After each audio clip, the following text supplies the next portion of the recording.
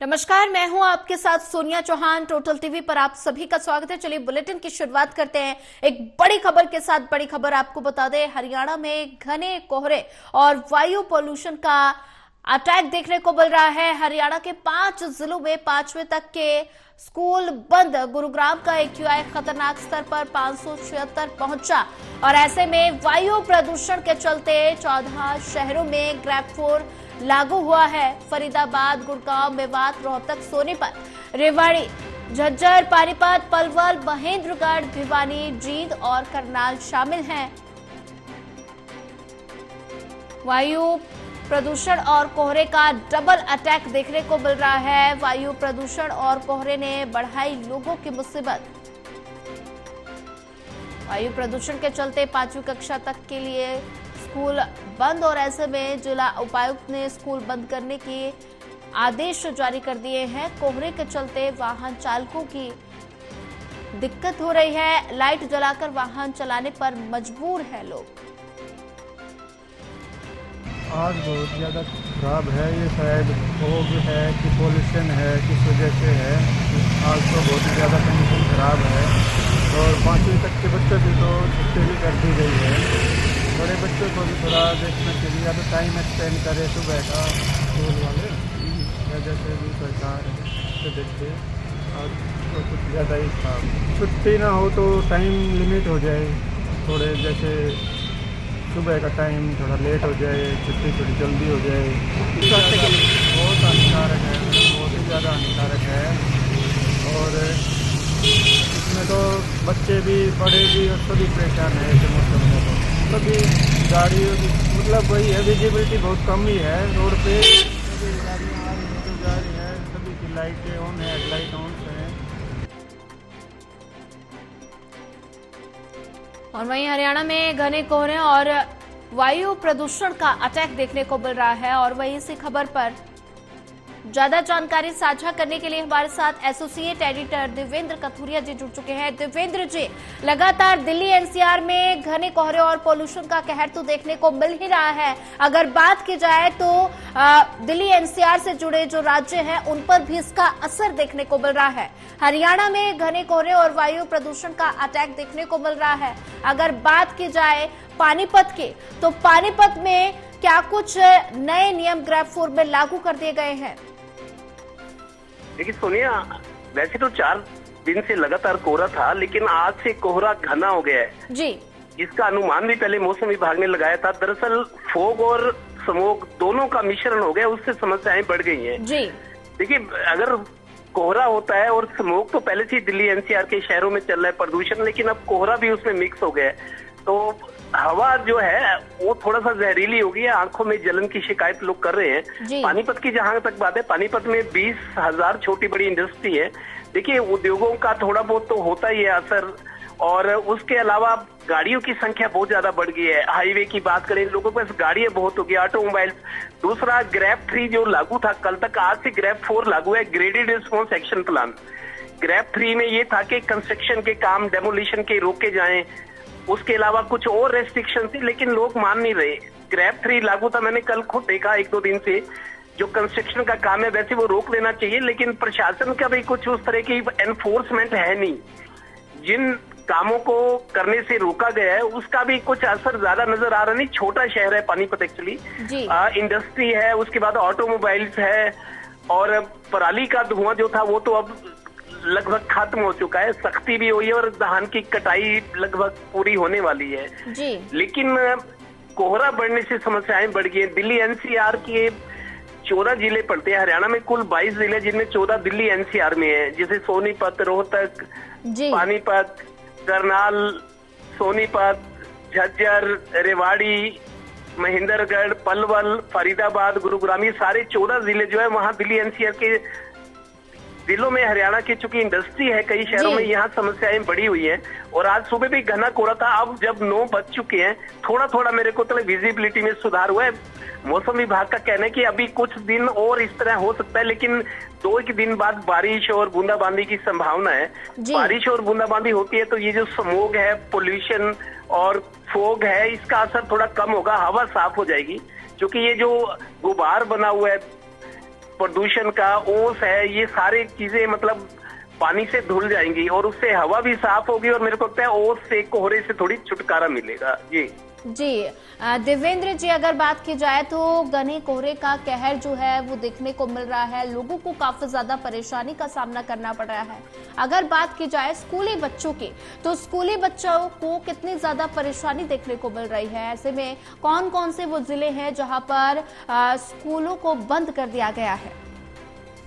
देखिए सोनिया, 14 जिले जो दिल्ली एनसीआर में पड़ते हैं हरियाणा के, जी यूपी के भी कुछ जिले हैं, राजस्थान की भी एक तो भिवाड़ी अलवर तक है, लेकिन हरियाणा के सबसे ज्यादा दिल्ली एनसीआर में 14 जिले पड़ते हैं जहाँ स्थिति ज्यादा खराब है पोल्यूशन की और अब कोहरा भी होने लगा है। तो वहाँ 5वीं तक के स्कूल बंद कर दिए गए हैं और इसी कुछ दिनों से ना ये जो विंटर सेशन शुरू हुआ है तो उनका स्कूलों का टाइमिंग्स भी चेंज की गई है, जहाँ सिंगल शिफ्ट है, डबल शिफ्ट है।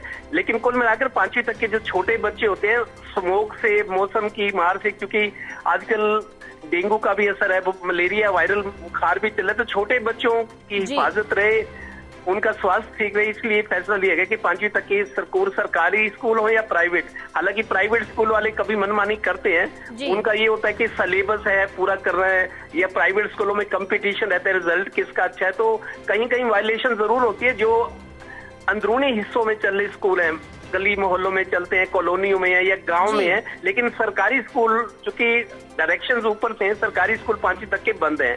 कुल मिला के बचाव में ही बचाव है, अपना बचाव करे।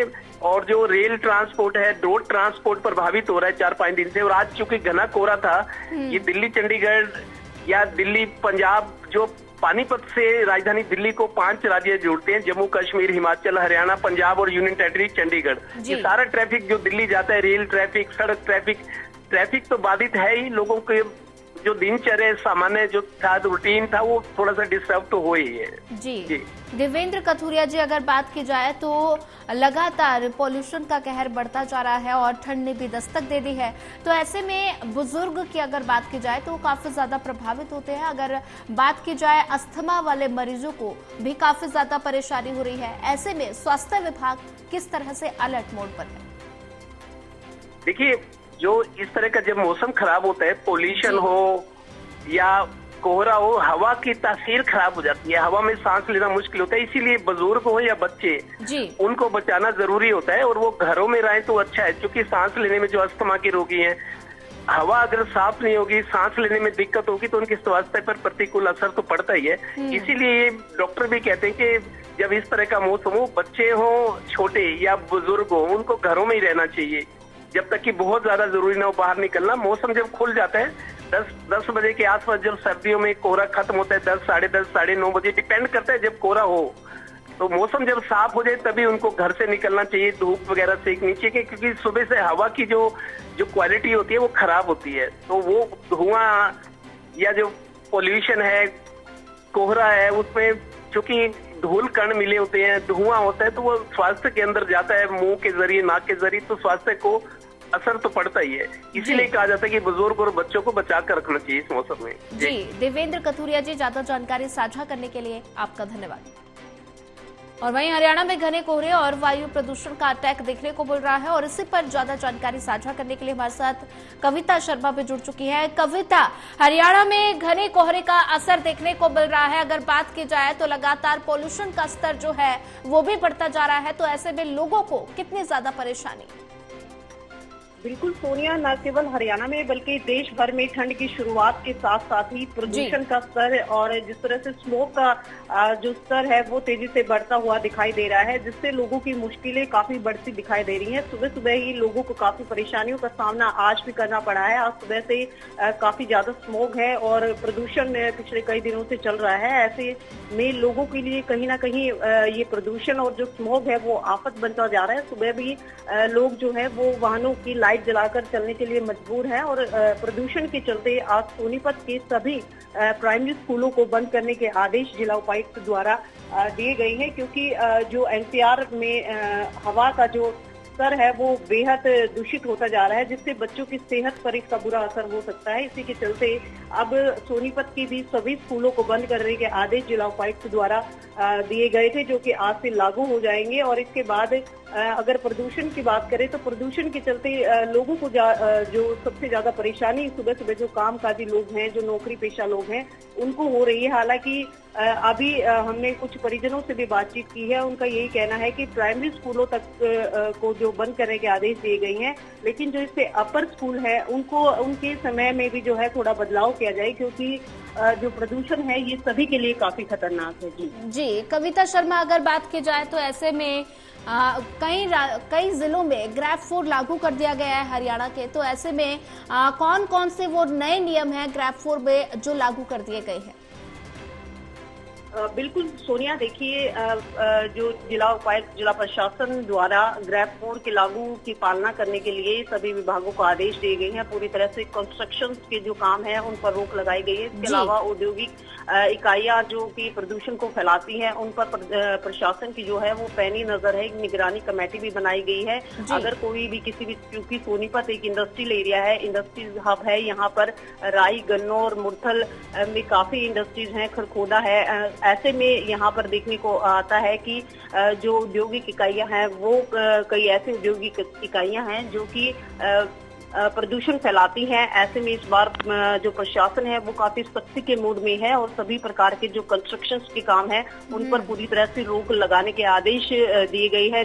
नगर निगम है उसके अधिकारी भी जो है पैनी नजर रखे हुए हैं और लगातार प्रशासन द्वारा लोगों से भी ये अपील की जा रही है कि ग्रैब 4 के नियमों को जो है वो पूरी तरह से सख्ती से पालना करे। अगर कोई ग्रैब 4 के जो नियम है उनकी पालना नहीं करता पाया गया तो उस पर एक्शन लिया जाएगा, उस पर जुर्माना किया जाएगा और औद्योगिक इकाइयां जो ऐसी हैं जो प्रदूषण फैला रही हैं उनको बंद किया जाएगा।